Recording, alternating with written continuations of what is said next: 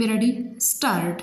सबसे सुरक्षित और सुगम मानी जाने वाली विमान सेवाओं को लेकर इन दिनों भारत में चिंताएं बढ़ी हुई है विराम। पिछले एक हफ्ते में करीब 70 घरेलू और अंतर्राष्ट्रीय उड़ानों में बम की धमकी को लेकर सुरक्षा एजेंसियां और विमान कंपनियां अलर्ट मोड में है विराम। त्योहारी सीजन के कारण सभी उड़ानें पूरी यात्री क्षमता के साइड उड़ रही है विराम। हालांकि सभी धमकियां अफवाह साबित हुई, लेकिन इनसे एक बार फिर इस बात का पता चलता है कि सोशल मीडिया पोस्ट या ईमेल से खुलेआम धमकी देना कितना आसान हो गया है विराम।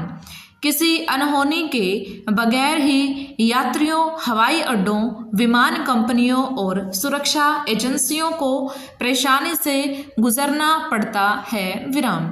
सबसे बड़ी चिंता यह है कि धमकी देने वाले पकड़े नहीं जाते विराम।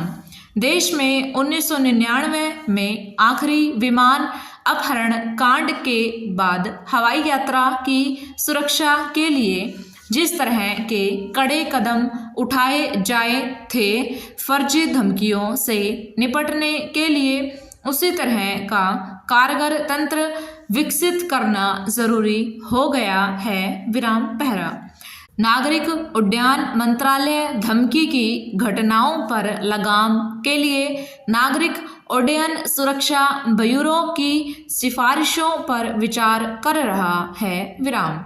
एक सिफारिश यह है कि धमकी देने वालों को 5 साल के लिए हवाई यात्रा से प्रतिबंधित किया जाए विराम। सिर्फ इस कदम से अफवाह फैलाने वालों को कड़ा संदेश नहीं मिलेगा विराम। फिलहाल यह भी स्पष्ट नहीं है कि धमकी देने वाले हवाई यात्रा करते भी हैं या नहीं विराम।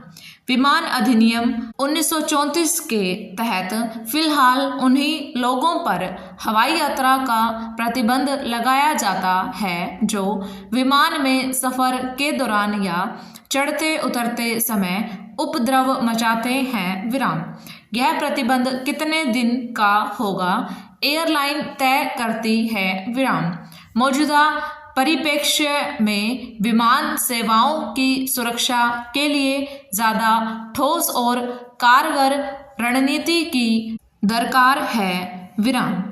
विमान अधिनियम 1934 की समीक्षा कर इसमें धमकी देने वालों से सख्ती से निपटने के प्रावधान जोड़े जाने चाहिए विराम।